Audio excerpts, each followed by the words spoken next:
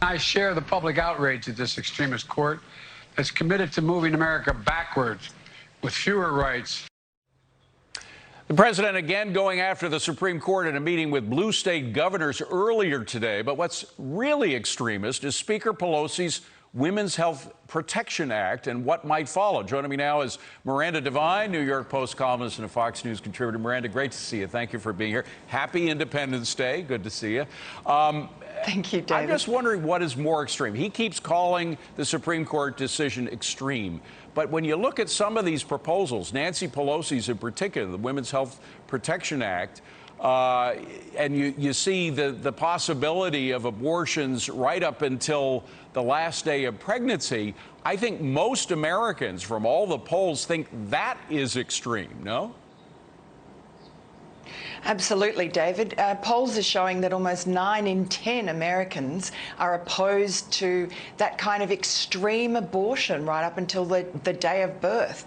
And only 5 countries in the world, including America, allow it. And that includes North Korea and China. No. It's a barbaric practice. And for Kathy Hochul to boast today in that meeting that she had with Biden about New York and those other states he met with being enlightened states. New York allows abortion up until the moment of birth. So I don't really think that's enlightened. And if she wants to make New York's name as being a state where everyone is welcome to come and kill their babies right up until the moment of birth, I don't think that's something that most New Yorkers want. Yeah, and after, by the way, I mean, if the it was like that Virginia law, which apparently the new governor has turned around, but which allows you to kill a baby after it's been born. It's an extraordinary rule, but I'll get to that meeting in a second. But in order to get rid of the filibuster, which would be necessary in order to pass their codification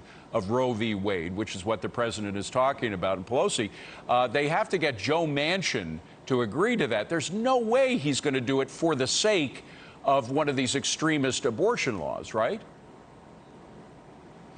Look, exactly. I mean, the problem for the Democrats is, as Alexandria Ocasio-Cortez keeps on bemoaning, there are pro-life people in their own party, and they just have to live with that. And the fact is that last time they already tried to put through a codification of Roe v. Wade through Congress. I mean, they run everything in Washington, but they couldn't even get it through, even though they control the numbers. It was, I think, 49 to 51, well short of, they couldn't even get a simple majority. Right. And so, that's why they're trying with the filibuster. But as with Harry Reid, exactly, I mean, it's not going to happen. This is all theatre.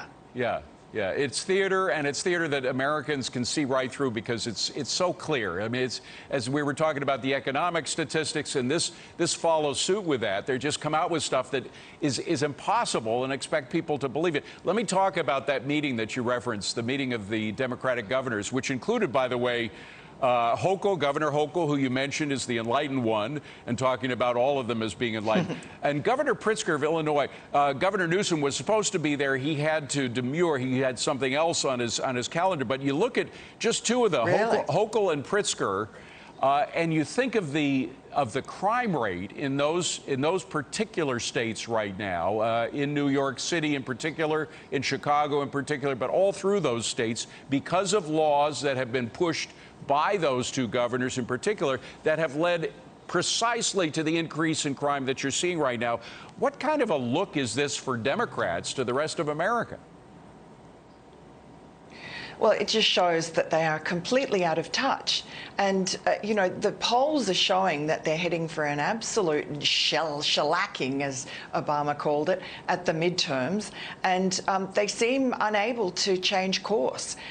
They obviously think that abortion is going to be a winner for them because perhaps it will take voters' eyes off the law and order problems in their states, off the economy, inflation, gas prices, the border, all the disasters that have befallen the country since Joe Biden got into office, and the disasters that New York has grappled with under these Democrat mayors and governors.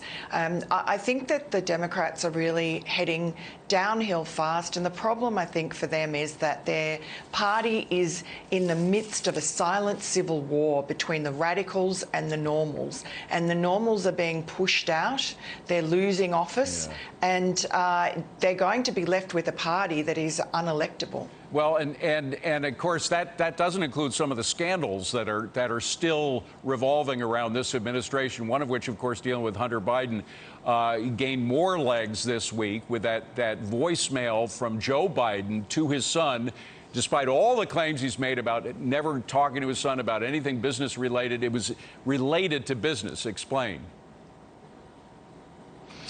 Well, this was Joe Biden, his own voice on a voicemail, the man who told us that he knew nothing about his son Hunter's overseas business dealings, on the phone to his son saying, oh, with great relief, well, that New York Times story, it's pretty good. I think you're clear. And that was a New York Times story. For the first time, the media had a sniff of the dirty dealings, the deal between the Biden family, that was Hunter Biden and his uncle Jim, Joe's younger brother, and this Chinese energy company that ended up giving them millions and millions of dollars. And Joe Biden knew about it, was right in the center of it, and was slated to get 10% for the big guy out of the deal. So he knew. There's so much evidence piled on top of evidence.